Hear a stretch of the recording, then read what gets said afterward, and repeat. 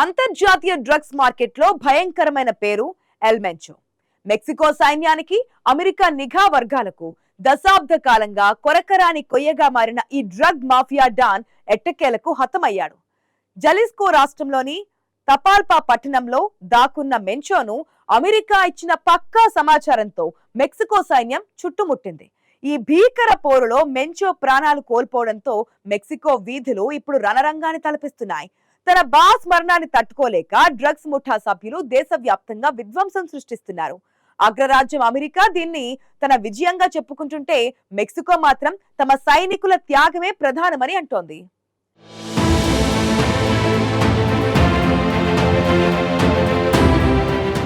మాదక ద్రవ్యాల అక్రమ రవాణాకు ప్రపంచవ్యాప్తంగా చెడ్డ పేరు తెచ్చుకున్న మెక్సికోలో కీలక అధ్యాయం ముగిసింది. అంతర్జాతీయంగా మోస్ట్ వాంటెడ్ నేరస్తుడిగా గుర్తింపు పొందిన నెమోసియో రూబెన్ ఒసేగుయేరా సెర్వాంటిస్ అలియాస్ ఎల్ మెంచో చివరకు మెక్సికో సైన్యం నిర్వహించిన భారీ ఆపరేషన్లో హతమయ్యాడు. అతను నేతృత్వం వహించిన జెలిస్కో న్యూ జనరేషన్ కార్టెల్ CJNG గత 10 ఏళ్లలో మెక్సికోలోనే కాదు అమెరికాలోనూ అత్యంత ప్రమాదకర మాదక ద్రవ్య ముఠాగా ఎదిగింది. ఈ ఆపరేషన్ మెక్సికోలో డ్రగ్ కార్టెల్ పై యుద్ధంలో ఓ కీలక మలుపుగా భావిస్తున్నారు. మెక్సికో సైన్యం జరిపిన ఈ ఆపరేషన్ ఒక హాలీవుడ్ యాక్షన్ సినిమాను తలపించింది. సొంత రాష్ట్రం జెలిస్కోలోని తపల్పా పట్టణంలో ఎల్ మెంచో దాక్కున్నాడని అమెరికా నిఘా సంస్థలు అందించిన సమాచారంతో మెక్సికో సైన్యం పక్కా వ్యూహంతో రంగంలోకి దిగింది. ఆ ప్రాంతాన్ని పూర్తిగా తమ ఆధీనంలోకి తీసుకుని పారిపోకుండా రహదారులను కాలిపోతున్న వాహనాలతో దిగ్బంధించింది.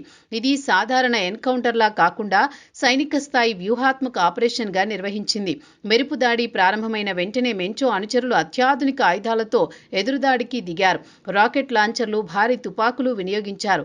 సైన్యం కూడా ధీటుగా ప్రతిస్పందించింది. ఈ హోరాహోరీ కాల్పుల్లో ఎల్ మెంచో తీవ్రంగా గాయపడ్డాడు. వెంటనే విమానంలో సమీప నగరానికి తరలిస్తుండగా మార్గమధ్యంలోనే మరణించినట్లు వైద్యులు ధృవీకరించారు. అతనితో పాటు 6 కీలక సభ్యులు హతమయ్యారు. 2 అరెస్టు చేశారు.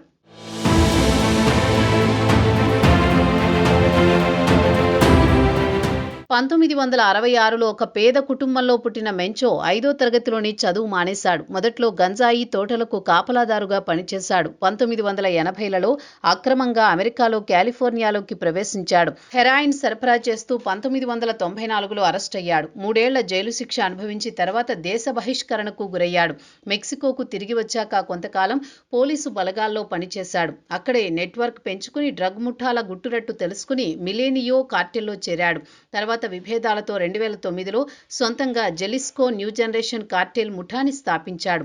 అతని నాయకత్వంలో CJNG మెక్సికోలో అత్యంత శక్తివంతమైన కార్టెల్గా ఎదిగింది.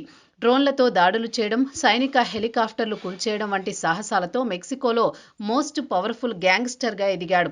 కొకైన్, మెథాంఫెటమైన్, ముఖ్యంగా ఫెంటానిల్ సరఫరాలో అమెరికా మార్కెట్పై ఎల్ మెంచో ముఠా పెద్ద ఎత్తున ప్రభావం చూపింది. అమెరికాలో ఫెంటానిల్ సంక్షోభానికి అతని ముఠానే ప్రధాన కారణమని అక్కడి అధికారులు ఆరోపించారు. అందుకే ఎల్ మెంచో అరెస్టుకు దారిచూపే సమాచారానికి అమెరికా ప్రభుత్వం $1.5 కోట్ల బహుమతి ప్రకటించింది. ఇటీవల ట్రంప్ సర్కార్ CJNG-ను విదేశీ స్వగ్ర సంస్థగా ప్రకటించింది.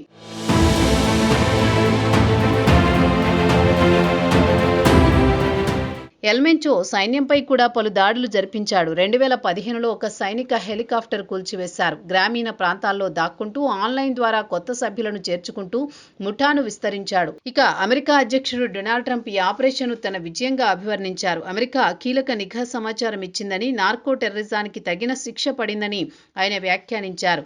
White house press secretary Karoline లెవిట్ కూడా అదే విషయాన్ని వెల్లడించారు. ట్రంప్ తన ట్రూత్ సోషల్లో విజయోత్సాహంతో పోస్టు పెట్టారు. అయితే మెక్సికో మాత్రం ఆ క్రెడిట్ను పూర్తిగా అంగీకరించలేదు.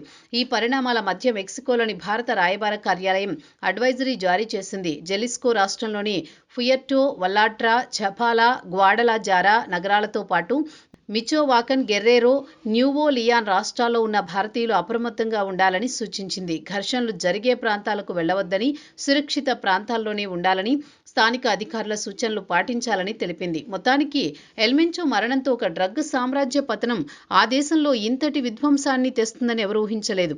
ఎల్ మెంచో అంతమైన అతడు సృష్టించిన CJNG ముఠా ఇప్పుడు దేశాన్ని ఏ విధంగా అతలాకుతలం చేస్తుందో వేచి చూడాలి.